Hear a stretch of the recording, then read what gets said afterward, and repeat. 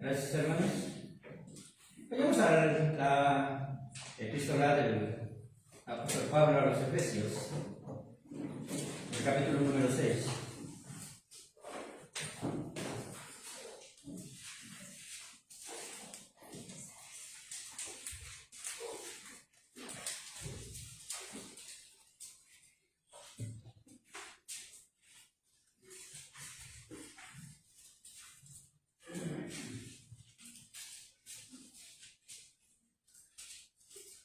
Efesios capítulo número 6.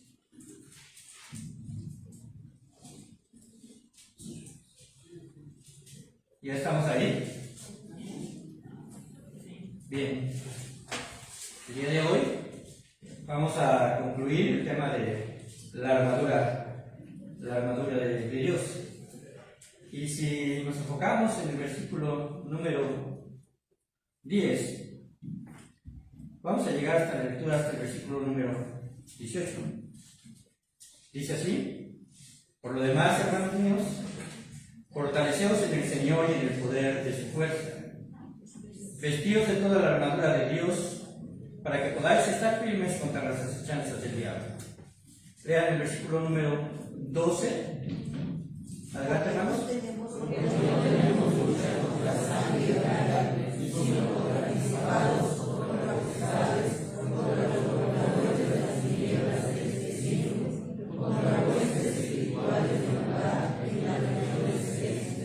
Por tanto, tomad toda la armadura de Dios para que podáis resistir en el día malo, habiendo acabado todo, estar firmes.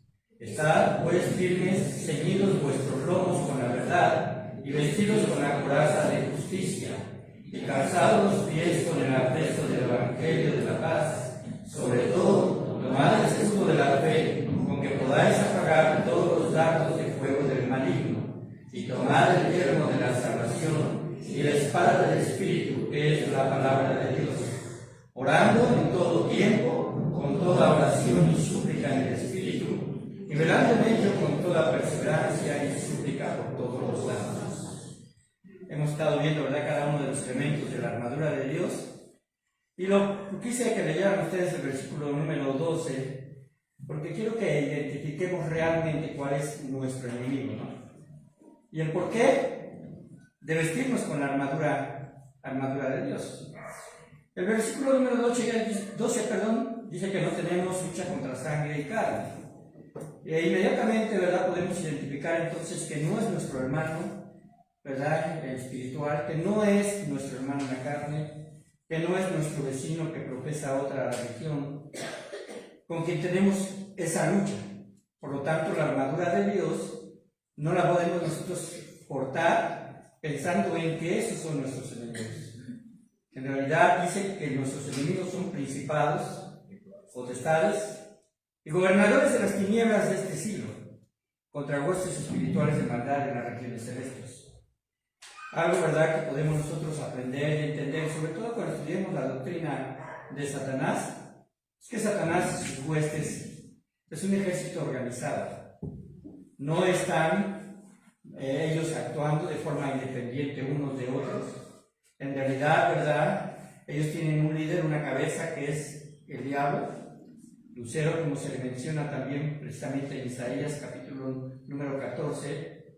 Este demonio, ¿verdad?, que era anteriormente un ángel lleno de esplendor y de gloria, un querubín delante de Dios con una tarea específica, y que también tenía una posición en ese entonces, pero al caer precisamente, porque dice la palabra de Dios que se halló en el pecado, y tratar de usurpar el trono de Dios, fue pues derrocado del lugar donde él estaba, pero junto con él, ¿verdad?, por lo menos sabemos por la referencia bíblica que una tercera parte de los ángeles le siguió. Y están organizados, y nos atacan a nosotros, los seres humanos, de diferentes maneras, específicamente al creyente, al incrédulo, para evitar que llegue a conocer la salvación de nuestro Señor Jesucristo, a endurecer su corazón, a oponerse, ¿verdad?, al Evangelio. Pero en el caso de los creyentes, su tarea, ¿verdad?, que incluso a veces nosotros la facilitamos porque no nos hemos puesto la armadura de Dios de la forma correcta, es hacernos caer en pecado. Y en realidad llevarnos a desanimar, llevarnos también, ¿verdad?, a frustraciones, a pensar que la vida en Cristo, ¿verdad?, no vale la pena, a estar en constante derrota. Y esto, hermanos, es lamentable, porque Dios nos dio las herramientas. Y las herramientas nos hablan de esta armadura de Dios. Así que pareciera que los componentes espirituales de la armadura de Dios se cierran con la espada del Espíritu, la cual la estudiamos precisamente en la última predicación. Y dice la palabra de Dios ahí en Efesios capítulo número 6, ¿cuál es la espada del Espíritu? Que es la palabra de Dios. Y entendemos que la palabra de Dios ya la tenemos nosotros completa, ha sido, ¿verdad?, revelada, fue inspirada por el mismo Espíritu de Dios, por eso se llama la espada del Espíritu, y es dada a nosotros. Así que cuando en el versículo número 18 empieza diciendo, orando en todo tiempo con toda oración y súplica en el Espíritu, y velando en ello con toda perseverancia y súplica por todos los santos, ya no se identifica la oración como un elemento de la armadura de Dios. Pero sin embargo, hermanos, no podemos dejar de cerrar este estudio, porque es precisamente ese aspecto de la oración, que es una indicación que va a permear toda la enseñanza expuesta de la armadura de Dios.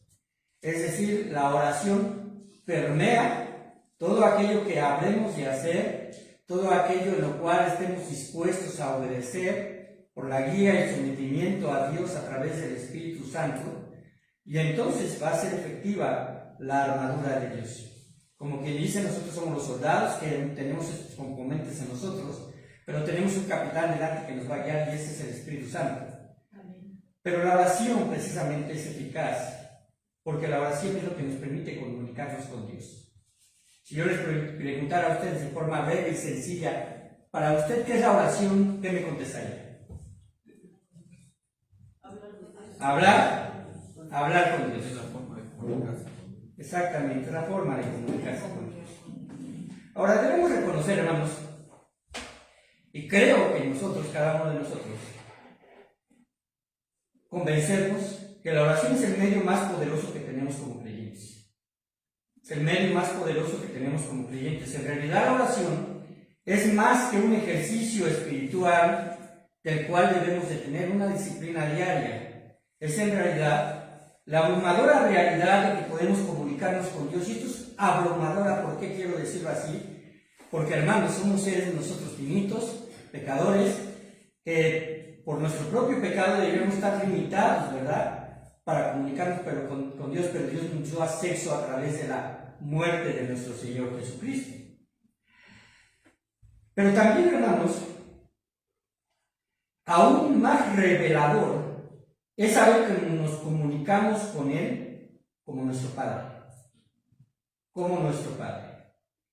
Usted, como yo, ¿verdad?, somos seres sociales, tenemos que relacionarnos con personas, y ese tipo de relaciones, ¿verdad?, interpersonales, en muchas ocasiones tenemos que relacionarnos con gente de la cual estamos bajo autoridad.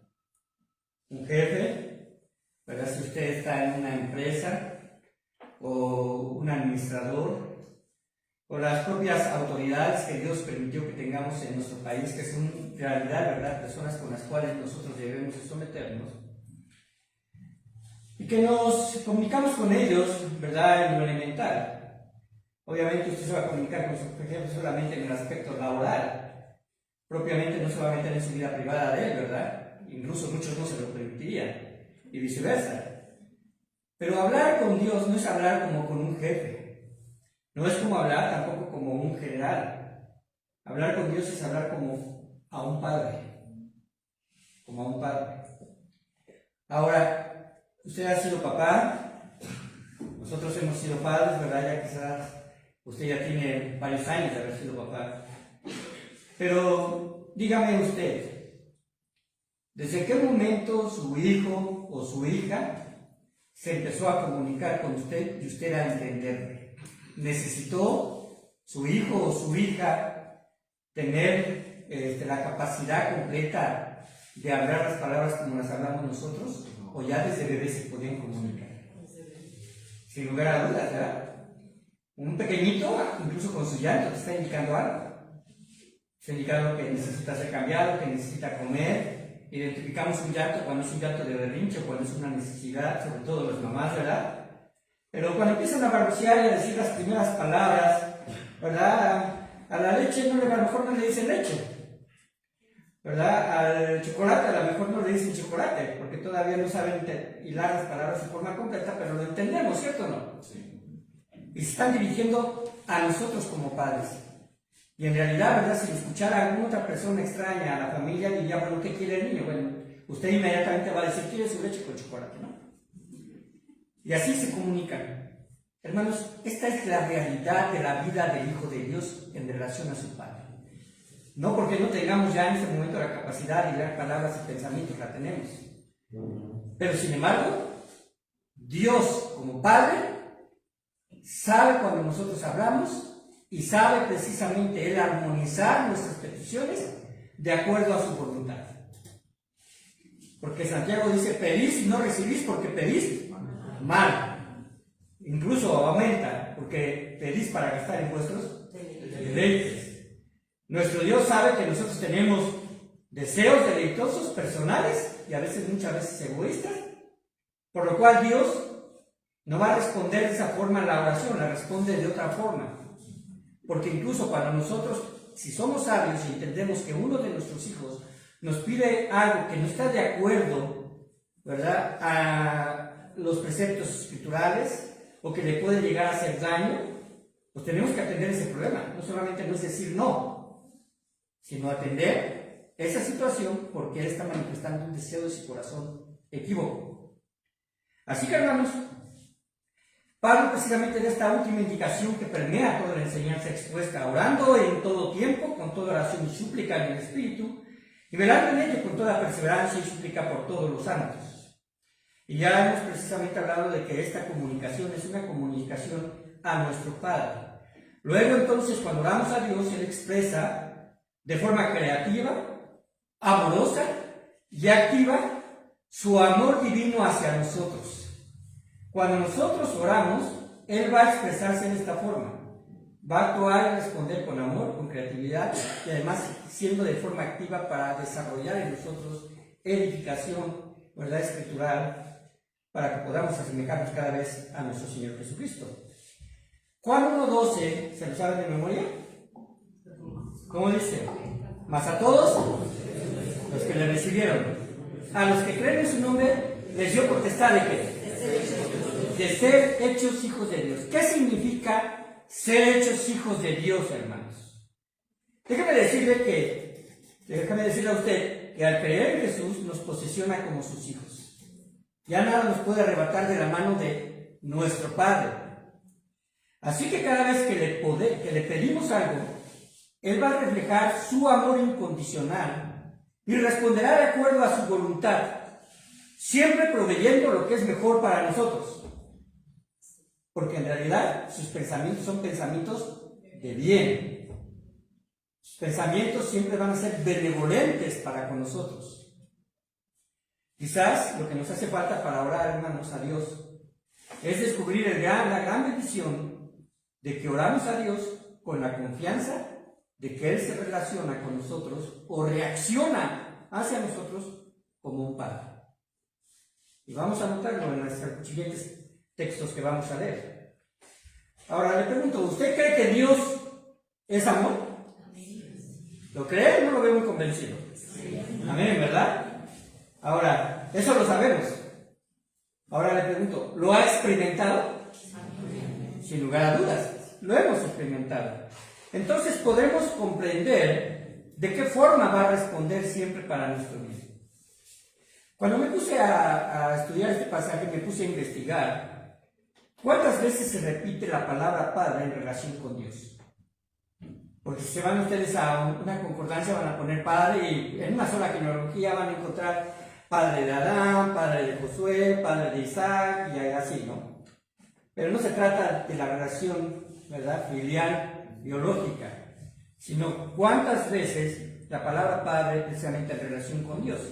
Y prácticamente solamente me enfoqué en los evangelios y me sorprendió que el mismo Jesús usa este nombre de Padre hacia sí mismo y hacia los creyentes 17 veces solamente en el Sermón del Monte.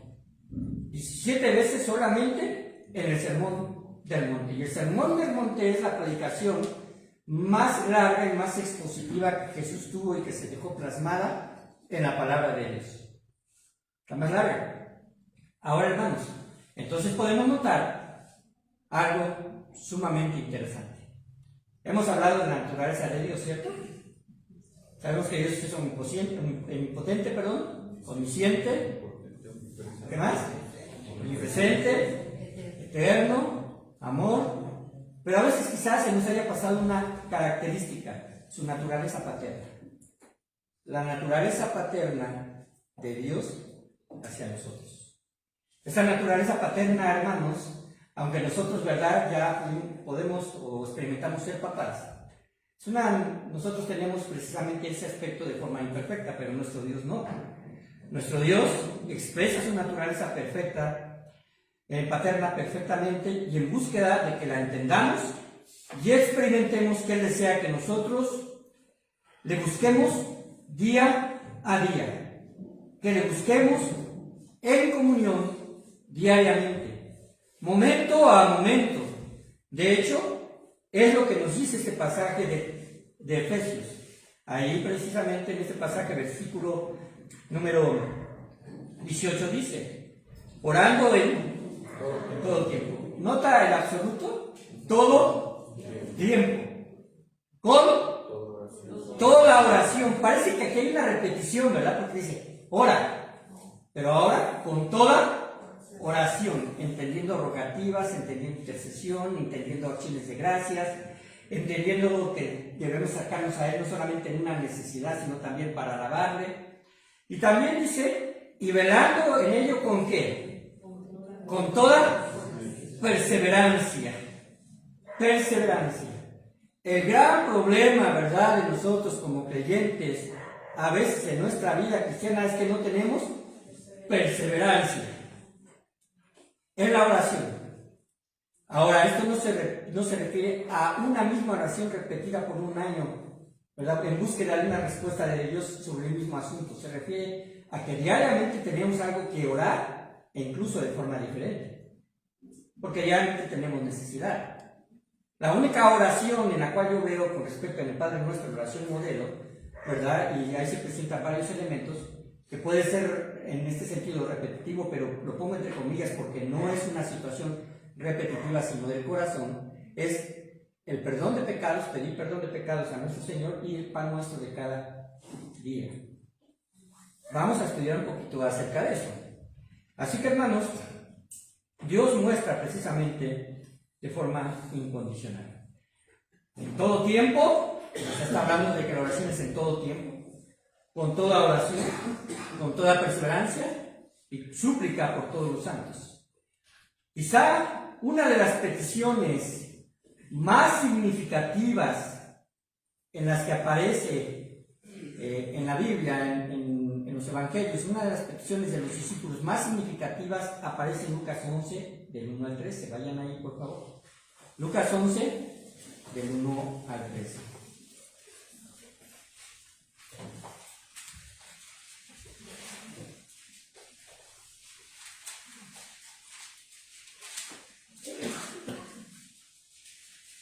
¿Ya lo tenemos? 11 del 1 al 13. Le voy a dar lectura al primer versículo y ustedes al siguiente, por favor, y así sucesivamente hasta el 13. Vamos a hacerlo de forma clara, ¿verdad?, y entendible. Dice, aconteció que estaba Jesús orando en un lugar, y cuando terminó, uno de sus discípulos le dijo, Señor, enséñanos a qué.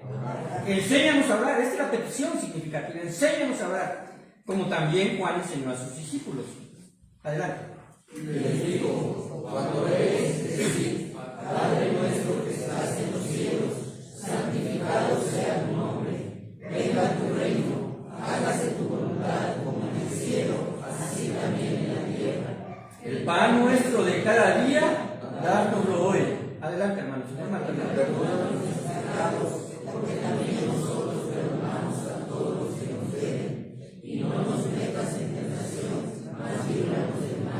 Les dijo también: ¿quién de vosotros que tenga un amigo va a él a medianoche y le dice: amigo, préstame 3 panes? Porque un amigo mío ha venido a mi viaje y no tengo que ponerle delante. Y aquel, respondiendo desde adentro, le dice: no me molestes, la puerta ya está cerrada y mis hijos están conmigo en cama, no puedo levantarme y dártelo. Os digo que aunque no se adelante hasta ustedes conmigo, sin embargo, por su voluntad se levantará y le dará todo lo que necesite. Y yo os digo: pedid y se os dará, buscad y hallaréis, llamad y se os abrirá. Porque todo aquel que pide recibe, y el que busca halla, y el que llama se abrirá. ¿Qué padre de vosotros, si su hijo le pide pan, le dará una piedra? O si pescado, en lugar de pescado le dará una serpiente. O si le pide un huevo, le dará un escorpión. Pues si vosotros, siendo malos, sabéis dar buenas dádivas a vuestros hijos, ¿cuánto más vuestro Padre Celestial dará el Espíritu Santo a los que se lo pidan? Gracias a Dios. Esta porción que aparece precisamente en Lucas 11, aparentemente, ¿verdad?, tiene un paralelismo con lo que dice en el Sermón del Monte con respecto a la oración, porque también ahí enseña el Padre Nuestro. Y algo de lo que estamos viendo en la mayoría de los evangelios es que nuestro Señor Jesucristo, por lo menos en 2 ocasiones, mencionó el Padre Nuestro bajo 2 auditorios diferentes. Y eso lo vamos a estar estudiando los días viernes. Pero hermanos, uno de los grandes engaños de Satanás es hacernos creer que Dios no nos escucha. Uno de los grandes engaños de Satanás es que a usted y a mí, como hijos de Dios, es hacernos creer que no nos escucha, porque sin duda quizás usted ha experimentado que ha hecho una petición y aparentemente parece ser que no hay respuesta. Quiero decirle que hay peticiones de las cuales nuestro Señor, cuando nos armonizamos con Él, las forma de forma inmediata, pero también quiero decirle que hay peticiones de las cuales se requiere la disposición de la persona para que el Espíritu Santo actúe de forma, vamos a decirlo así, correcta. Por ejemplo, usted puede orar para que alguien, ¿verdad?, deje un vicio. Está en constante oración. Pero de ese alguien se necesita convicción de que está en pecado y de que necesita a Cristo. Esa es la solución a precisamente situaciones de actitud de carácter en una persona que está en una dependencia. Mientras no haga esto, cualquier solución solamente va a ser relativa, pero incluso, aunque pueda ser permanente, entre comillas, en el nivel de su vida, ¿verdad?, física, no tiene repercusiones eternas porque no tiene a nuestro Señor Jesucristo en su corazón. Pero hermanos, este es uno de los grandes engaños. También otro engaño es que Dios, ¿verdad?, aparentemente a veces es lento para responder. ¿Recuerdan cuando María y Marta mandaron traer a Jesús porque Lázaro, su hermano, estaba enfermo?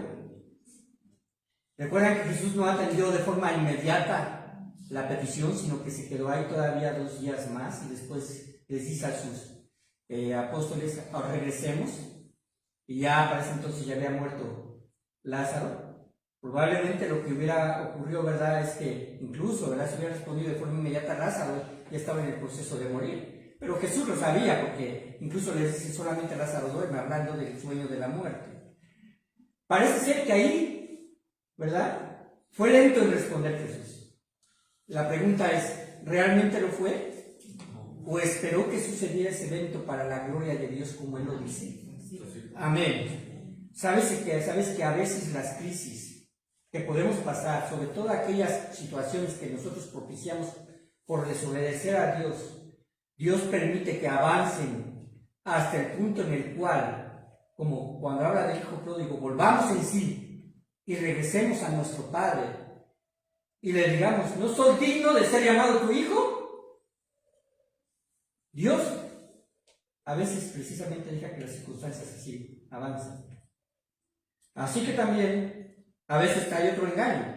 El engaño que Satanás quiere que a veces que creamos es que no le importamos a Dios. Que no le importamos a Dios. Y esto es una gran mentira. Observemos lo siguiente. Número 1. Nuestro Padre tiene un alcance ilimitado de bondad hacia sus hijos.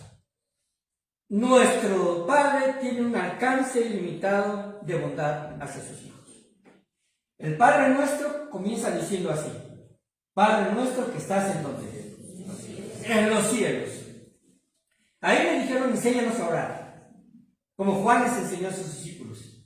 La Biblia no registra la forma en que Juan enseñó a sus discípulos, pero si hay algo interesante es que la enseñanza de Jesús es superior, sin lugar a dudas.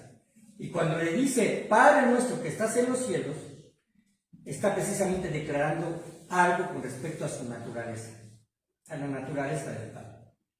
Ahora, ¿quién como yo, y aquí se aprendió el Padre Nuestro antes de leer la Biblia? Yo me la aprendí. Ajá. Ni siquiera sabía que estaba en la Biblia. Eso era un rezo. Ajá. Y aunque mi mamá, ¿verdad?, que gracias a Dios está con el Señor porque le conoció, en ese tiempo no estaba. El Espíritu Santo estaba moviendo para que tuviésemos una atención, ¿verdad?, quizás no correcta hacia Dios. Pero el Padre Nuestro, precisamente, se le considera un modelo de la oración. ¿Cómo debemos dirigirnos a Él? Un cristiano que no ora, hermanos, es una contradicción. Un cristiano que no ora es una contradicción, hermanos, porque en realidad, ¿verdad?, la misma salvación la obtuvimos a partir del arrepentimiento en oración, pidiendo clemencia de nuestro Dios y pidiendo que Él, ¿verdad?, entre en nuestra vida. Así que, hermanos, en cada momento necesitamos de Dios. Jesús no está enseñando esta oración, la oración del Padre Nuestro, para que sea una fórmula repetitiva. Porque quizá usted se ha preguntado, bueno, si Jesús enseñó así, pues qué tema no tiene que nuestra oración sea de forma repetitiva el Padre Nuestro. Bueno, en realidad, ¿verdad?, corremos precisamente a aquello de que se convierta solamente en un rezo. Los rezos solamente precisamente son frases estructuradas, repetitivas, tratando de buscar el favor de Dios, pero no muestran una necesidad real. Así que, hermanos, esta oración no es una fórmula repetitiva, sino una instrucción, un modelo que nos va a guiar a la reflexión. Es una estructura de cómo nos dirigimos a Dios y a quién nos dirigimos. De cómo nos dirigimos y a quién nos dirigimos. Nuestro Padre, como dice, Padre nuestro que estás en los cielos, simplemente nos hace reflexionar que nuestro Dios reina y gobierna sobre todos y sobre todo, desde su morada celestial. Cuando Jesús le enseña a sus discípulos precisamente esta forma de orar, rompe con la idea de que Dios es inaccesible. Porque esa era una idea de los judíos. Dios es inaccesible. De hecho, para allí cuando vemos a Moisés, ¿verdad?, que precisamente es enviado para liberar al pueblo hebreo y después llega precisamente al monte, ¿verdad?, donde le da las leyes, el pueblo dice, tú habla con Dios, porque si no ciertamente nosotros moriremos. Y allí en el templo, ¿verdad?, solamente el sumo sacerdote podía pasar al lugar santísimo. Jesús al morir, ¿verdad?, se expresó en relación a la comunión que podemos tener con el Padre, cumpliendo toda la ley y rompiendo el velo que separa precisamente el lugar santo del lugar santísimo, dándonos acceso a la salvación, pero también a podernos comunicar con Dios. Porque Dios nos ve a través del espejo de su Hijo. Así que, hermanos, eso es precisamente lo que quiere que Dios comprendamos, que Él es tan accesible como un padre con sus hijos. Mucha gente ora o reza, pero no sabe a quién está dirigiendo sus oraciones. Hay quienes oran frente a estatuillas de madera, metal o arcilla. Los judíos, hermanos, oran frente a un muro. Quizás es el muro más famoso del mundo, ¿no? El muro de las lamentaciones, el muro de los lamentos. Ellos dejan pequeñas notas de peticiones entre sus espacios de ladrillo, porque para ellos representa un lugar santo. Otros más oran frente a capillas específicas en ciertas fechas, en donde tienen que hacer grandes travesías como la religión popular, como el Islam, los budistas o cualquier otro movimiento. Y si algo estoy seguro, es que Dios no está pidiendo esto para comunicarse con Él. Número 2. Nuestro Padre responde en nuestras oraciones porque Él nos ama. ¿Han oído la frase Abba Padre? Ajá. Aparece 2 ocasiones en la Biblia de forma literal y otras 2 más que solamente se tradujo como Padre en español. Pero Abba Padre es otro nombre de Dios, ¿verdad? Este Abba es una expresión aramea que dice mi papá. Cuando decían Abba Padre, dice mi papá. Que es una forma, ¿verdad?, que podemos decir nosotros más expresiva, de más cariño hacia que nosotros sabemos que es nuestro Padre. Difícilmente se puede traducir porque yo creo que una de las intenciones es que no perdiéramos la reverencia delante de quien estemos. Pero eso significa mi papá. Algunos han dicho mi papito, ¿no? Pero yo fui creado, ¿verdad?, de una forma diferente, ¿verdad? Mi papá nunca le gusta que yo llame papito. Ajá. Pero, hermanos, esta es una expresión que de verdad debe denotar que nuestra relación, ¿verdad?, es una relación de comunión hacia Dios y Él nos escucha porque nos ama. A diferencia precisamente del versículo número 11 de que estábamos mencionando, lo tenemos ahí, el versículo 11 del Evangelio de Lucas, dice: ¿qué padre de vosotros, si su hijo le pide pan, le dará una piedra? ¿Sus hijos le piden pan, hermanos? Sí. Y vaya que les pide pan, ¿no? Cuando van a la panadería y son chiquitos, escogen 5. Y te dicen, ese para mí, ¿no? Y hermanos, ¿usted le daría 5 piedras? No. ¿Por qué no? Porque amo. Porque amo a mí. Ahora, observen la siguiente expresión. O si pescado. Ahora cuando se refiere a pescado es porque era un alimento común de allá, ¿no? Ahora a veces parece inaccesible, todo depende de la clase de pescado que se quiera comer. ¿Ah? Pero si le pide pescado, en lugar de pescado, ¿le dará una serpiente? No. ¿Por qué? ¿Qué pasa con la serpiente? Lo puede matar. Lo pueden morder. Es un peligro para él, ¿cierto? O si le pide un huevo, le dará un escorpión en el mismo caso. Ahora entendamos un poco esto.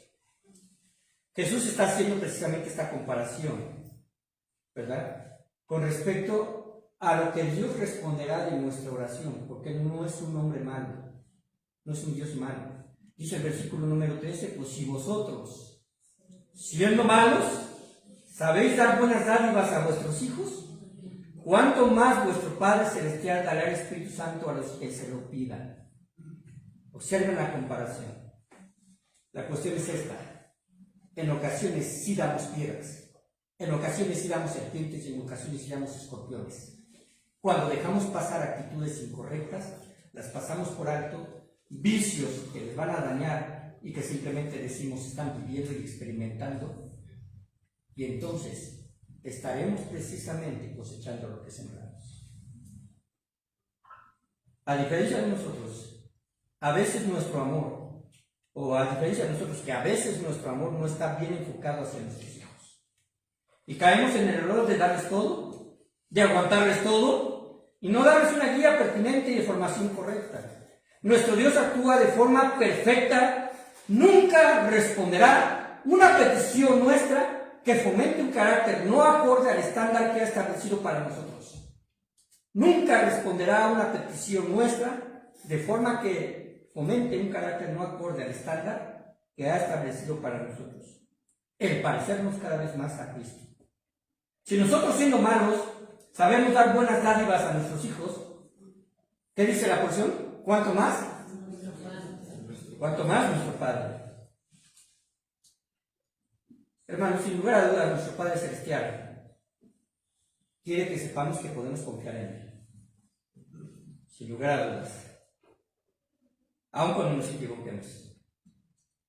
Quiere que confiemos en Él para guiarnos, para restaurarnos, porque Él nos ama como un hijo caído. La enseñanza del hijo pródigo tiene que ver con el aspecto de Israel, ¿verdad?, que fue el hijo rebelde. pero en realidad deja enseñanzas con respecto al amor paterno. ¿Qué hace el padre cuando regresa el hijo pródigo? Dice que le recibe, que lo abraza. Se van a traer un anillo y una túnica, zapatos. Lo viste como si fuera su hijo. La pregunta es, ¿el hijo era digno de tal recibimiento? No, sin lugar a dudas. Así que no depende, ni siquiera, ¿verdad?, de que podamos reconocer algunas características negativas en nosotros, sino de quién está manifestando el amor. Hermanos, quizás alguno pudo haber sufrido en el pasado por tener un mal padre. Quizás sufrió abandono, quizás no conoció a su papá, quizás fue un hombre que se manifestaba a través de golpes o menosprecio. Sin embargo, en esta nueva relación con Dios, Él es un Padre que ofrece esperanza y consuelo. Él quiere restaurar nuestras vidas, lo que el diablo destruyó cuando estábamos a su merced. Por eso la lucha no la tenemos contra sangre y carne. Quien hizo daño en la vida y en la formación de nuestros padres cuando se llegaron a equivocar fue el mismo diablo también. Fue la experiencia de tener quizás un padre peor que lo que él se expresó. Fue la situación, ¿verdad?, cultural o aspectos, ¿verdad?, que se fueron fomentando a través de nuestra cultura machista y formaron precisamente aspectos en el que las expresiones simplemente eran: los hombres no deben llorar. Los hombres no tienen por qué expresarse de esa forma.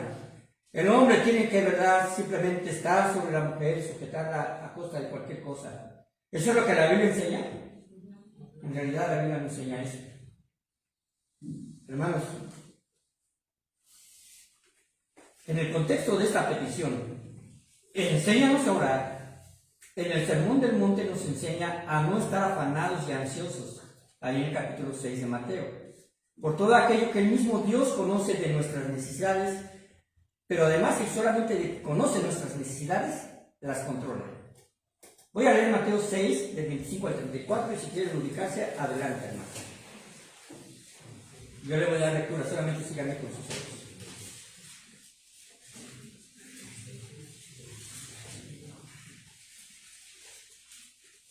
Mateo 6, del 25 al 34.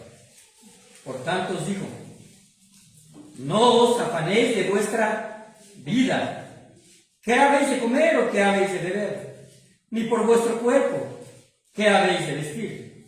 ¿No es la vida más que el alimento y el cuerpo más que el vestido? Sin lugar a dudas, ¿verdad? Es más valioso para Dios. Mirad las aves del cielo, que no siembran, ni ciegan, ni recogen en graneros, ¿y vuestro qué? Y vuestro Padre Celestial las alimenta. Es tu Padre quien tiene control de las aves. Imagínate si no tiene control de ti.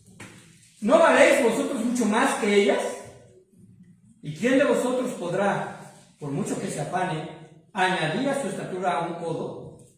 Y por el vestido, ¿por qué os afanéis? Considerad los lirios del campo cómo crecen. No trabajan ni hilan, pero os digo que ellos, pero os digo que ni aun Salomón, con toda su gloria, se vistió así como uno de ellos. Y si la hierba del campo que hoy es y mañana se echa en el horno, Dios la viste así, ¿no hará mucho más a vosotros, hombres de poca fe? No os afanéis, pues, diciendo, ¿qué comeremos? ¿O qué beberemos? ¿O qué vestiremos?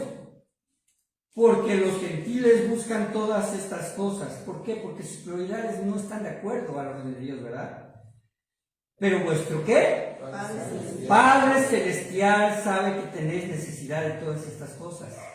Mas buscar, esto es oro puro, hermanos, mas buscar primeramente el reino de Dios y su justicia, y todas estas cosas serán añadidas.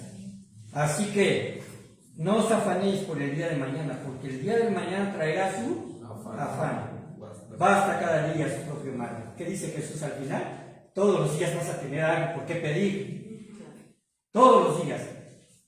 Porque en realidad, hermanos, este mundo no va a proporcionarnos a nosotros un día de vacaciones, ¿verdad? De que no te podamos pasar por alguna necesidad o alguna preocupación. El poder de la oración, hermanos, no depende de nosotros. Oramos, cierto, pero no depende de nosotros, sino de quien oye la oración. De él depende. ¿Por qué contestar? Usted dice, bueno, es que yo no sé orar. Ore, hermanos, con sus propias palabras.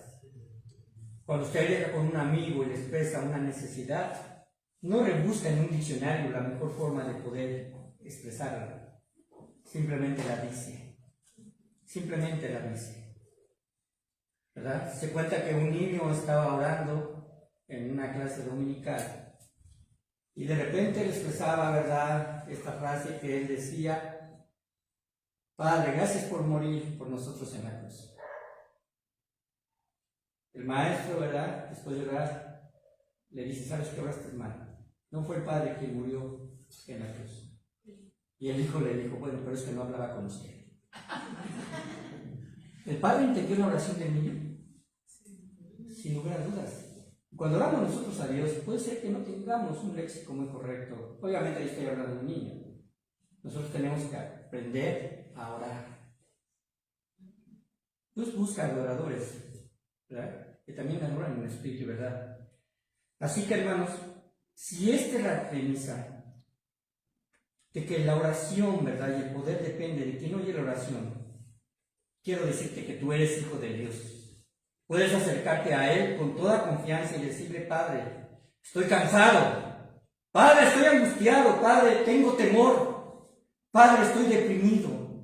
No importa cuánto puedes emocionalmente estar desgastado o confuso, Dios te oye. No guarda silencio cuando clamamos a Él. Punto número 3. A nuestro Padre no le gustan las vanas repeticiones. Mateo 6, 5 al 7 dice así: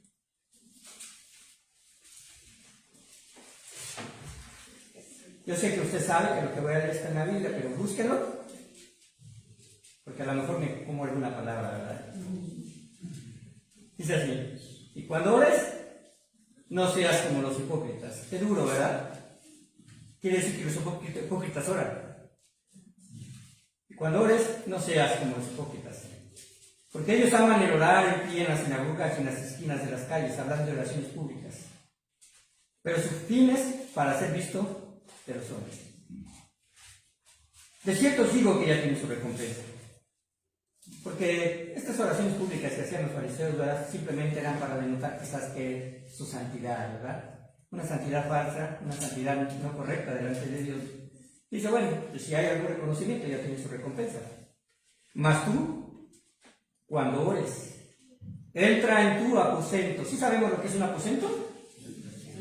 Nuestra recámara, ¿verdad? Ahí es el lugar donde nos gusta estar. Y cerrada la puerta, ora a tu Padre que está en secreto. Observen que otra vez la palabra Padre dice: ora a tu Padre que está en secreto. ¿Y tú qué? Tu Padre que ve en lo secreto te recompensará en público. Y orando no uséis vanas repeticiones, como los gentiles, que piensan que por su palabrería serán oídos. No os hagáis, pues, semejantes a ellos, porque vuestro ¿qué? Padre sabe de qué cosas tenéis necesidad, antes que vosotros le pidáis. ¡Wow! ¡Qué importante!, ¿verdad? ¡Qué bonito! Porque si usted ha experimentado suplir una necesidad porque su hijo lo requiere, lo va a hacer. Si su hijo, ¿verdad?, usted le escribe a un equipo de fútbol, pero no tiene tenis, ¿verdad?, y la primera entrenamiento, pues usted dice: bueno, pues ahorita vete con tus zapatitos. Pero el niño no le pide nada. ¿Usted sabe que tiene necesidad de tenis para el fútbol? Lo sabe. ¿Que tiene necesidad de comer de forma diaria? Lo sabe. Y no solamente los hijos, ¿verdad? Las esposas saben cuando su esposo también tiene necesidad de comer, ¿no? Todos tenemos necesidades. Y a veces no es necesario que se diga o que se pida. Por eso digo que nuestro Dios, aparte de que conoce nuestras necesidades, tiene control de todo. Tiene control de todo. Cuando nuestros deseos no están de acuerdo a su voluntad, tenga por seguro que no podremos persuadir a Dios. Si no está de acuerdo a su voluntad, aunque lo repitamos, simplemente no lo vamos a poder persuadir a Dios, por más que se lo repitamos. Quizás un aspecto que debamos considerar es decirle: Señor, este es mi deseo, pero no se haga mi voluntad, sino la tuya. Fue lo que hizo Jesús ahí en Getsemaní. El apóstol Pablo hizo eco del mensaje de Jesús. Por nada estéis afanosos, sino sean conocidas vuestras peticiones delante de Dios en toda oración y ruego con acción de gracias. Si nosotros repetimos la oración constantemente y no pedimos la voluntad de Dios, ¿será un afán? ¿Será que estemos afanados en que Dios hoy contéstame esto, contesta lo que yo quiero? En realidad, hermanos, ¿verdad? Tenemos que considerar este tipo de aspectos. Cuando habla acerca de este versículo dice: por nada estéis afanosos, sino sean conocidas vuestras peticiones delante de Dios en toda oración y ruego, con acciones de gracias, y la paz de Dios, que sobrepasa todo entendimiento, guardará vuestros corazones y vuestros pensamientos en Cristo Jesús. ¿Por qué la reacción que debemos de tener cuando confiamos en Dios después de pedirle tenemos paz? Porque en realidad su entendimiento sobrepasa el nuestro. Sobrepasa el nuestro. Y Él quiere guardar nuestros corazones libres de afán, libres de preocupaciones, y vuestros pensamientos en Cristo Jesús. Hermanos, para un problema que nos atañe, que nos está hiriendo, a veces tenemos más de una solución y no son muy buenas. Alguna vez alguien se me acercó y me dijo: hermano, yo tengo tantos problemas con esta persona que yo quisiera que se muera. Esa es su solución. ¿Será la solución de Dios? Claro que no. Tenemos que tener paz, y solo se logrará cuando entendamos que todo depende de nuestro Dios. Y punto número 4 y último: nuestro Padre nunca nos va a dejar solos. Nunca nos va a dejar solos. ¿Por qué dice? Pues si vosotros, siendo malos, sabéis dar buenas dádivas a vuestros hijos, ¿cuánto más vuestro Padre Celestial dará el Espíritu Santo a los que se lo pidan? Observa la última pregunta. A veces son pasajes un poco complicados, ¿no? Porque estamos pidiendo por nuestras necesidades y Jesús cambia radicalmente este aspecto y dice que nuestro Dios, ¿verdad? Nuestro Padre Celestial dará el Espíritu Santo a que se lo pida. La razón es simple. No es para salvación porque tenemos el Espíritu Santo nosotros, sino fue enviado por Jesús como parte de la promesa después de su partida. El Espíritu Santo es el regalo incorporado de Dios para que cada creyente a través de la oración pueda ser consolado, ayudado, aconsejado, y además el Espíritu Santo nos da poder, nos guía y muchas cosas más. Él guía incluso nuestras oraciones. Si en realidad, hermano, nosotros abrimos nuestro corazón a que el Espíritu Santo nos guíe, ¿verdad? La respuesta de Dios será más palpable. Dice la palabra de Dios que Él es el Padre de toda consolación. Él nunca cambiará. No puedo decir que un día Él nos deje de amar.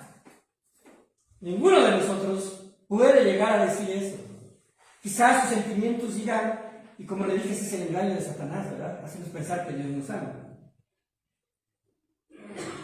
Ningún día nos va a dejar de amar. Es decir, hoy domingo nos ama porque estamos aquí todos juntitos, leyendo la Biblia, aprendiendo, pero mañana no nos va a amar porque pues, quizás no estamos actuando de forma correcta. No, Dios nos sigue amando y nos va a estar restaurando.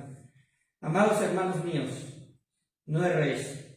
Toda buena dádiva y todo don perfecto desciende de lo alto, de ese Padre nuestro que está en el cielo, del Padre de las luces, en el cual no hay ¿qué?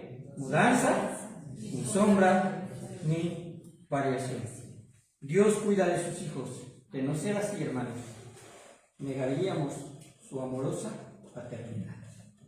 Vamos a orar. Padre,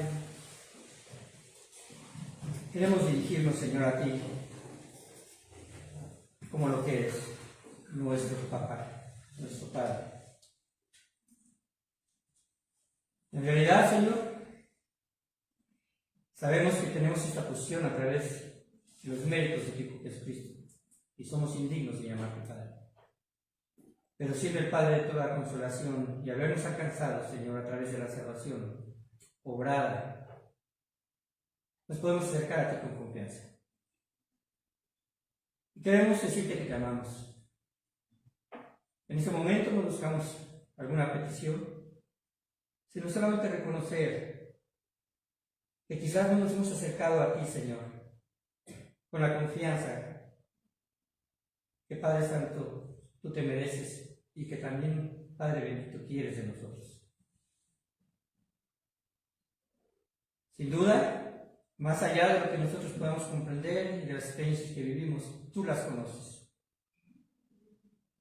Queremos tener paz en nuestro corazón, estar libre de preocupaciones, no ver la vida de una forma en la cual, Señor, no tengamos sensibilidad, sino al tenerla, aquello que pueda llegar a preocuparnos, ponerlo delante de ti. Aquello por lo cual a veces nos afanamos, ponerlo delante de ti. Porque tú quieres que lo escuchemos. Porque tú quieres, Padre Santo, que comprendamos nuestra necesidad y nuestras limitaciones y dependencia, Señor, para contigo. Padre bendito, Señor.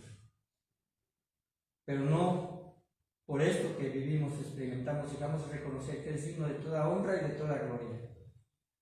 Estás en los cielos y controlas todo. Que, Padre, busca santificarnos. Que, Padre, ha sido proveedor, danos el pan de cada día. Que buscas en nosotros una reacción correcta en cuanto al perdón, porque tú, Padre Santo, nos has perdonado antes. Y también, Señor, ponemos en tus manos nuestras vidas para que nos libres del mal. Padre, queremos restaurar nuestra vida de comunión para contigo. No importa el momento, no importa la hora, sabemos de despertar en la noche, decirte nuestras preocupaciones. Si habremos de caminar por caminos peligrosos, pedirte que nos protejas. Si habremos, Padre Santo, de despedirnos de alguien, que tú nos consueles. Sin lugar a dudas, Señor, no hay limitaciones para la expresión de tu amor como papá, como padre. Señor, no queremos, Padre Santo, ser engañados por el diablo. Ayúdanos a estar apercibidos, que tu amor sobrepasa todo entendimiento, ni la vida ni la muerte, ni principados ni potestades, ni lo presente ni lo porvenir,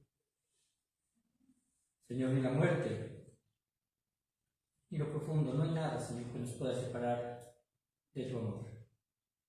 Gracias por esa esperanza y promesa, Señor, que nos alienta día a día. Y Padre bendito, Señor, estamos en tus manos, al salir y al regresar a nuestras casas. Y gracias, Señor, porque tu palabra habla primeramente a tu servidor. En el nombre de Cristo. Amén. Gracias, hermanos. Dios les bendiga.